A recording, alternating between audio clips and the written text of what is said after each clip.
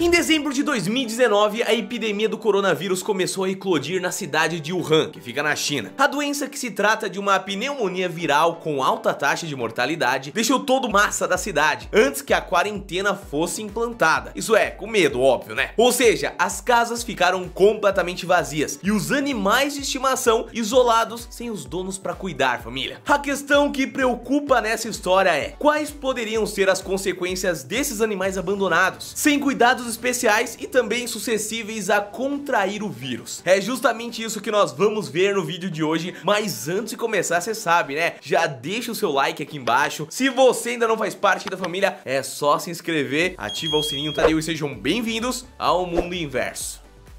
Quando os casos de coronavírus começaram a aparecer na mídia e todo mundo percebeu que se tratava de um novo surto de uma doença desconhecida, imediatamente as pessoas ficaram desesperadas. E dá pra entender o porquê, né, família? Afinal, além de ser uma doença com sintomas bem pesados e com uma taxa de mortalidade alta, obviamente ainda não deu tempo pra estudar um tratamento, inventar uma vacina ou algo específico pra ela. Formar populações inteiras é simplesmente evitar o contágio. E pra isso, além de cada um tomar os cuidados individuais por si mesmo, como evitar o contato com pessoas doentes, usar álcool em gel na cidade onde o foco é maior, em quarentena. Ninguém entra e ninguém sai. É claro que isso significa que todos os moradores devem ficar em suas respectivas casas, tomando todo o cuidado necessário e sem poder sair de fora da área delimitada ali. Isso para evitar que eles levem a doença para mais longe, que se infectou com o vírus e acabou espalhando ele para pessoas de uma forma que, bom, não se tem muita certeza ainda, mas isso deve ter acontecido. Só que um pouco antes de Wuhan entrar em quarentena, houve que acabaram ficando por lá sozinhos, sem comida, água ou qualquer dono humano para cuidar deles nesse período. Sem contar que não foram só os pets dessas pessoas que fugiram que estão sozinhos, mas também os das pessoas que ficaram em Wuhan e acabaram sendo internadas por causa da doença, né? E estão obviamente isoladas no hospital até hoje. Ou seja, não precisa nem do número exato para saber o que estamos falando de uma quantidade enorme de animais, né? Até porque até o momento já são praticamente 80 mil infectados. E é claro que eu não preciso nem dizer que isso é extremamente problemático, que os animais passem dias sem caçar alguma comida. E além de poder ter contato com seres humanos contaminados dessa forma, ainda irem a doença. Traduzindo aqui para vocês, a chance de dar ruim é bizarramente alta, e se isso acontecer em massa, tanto os animais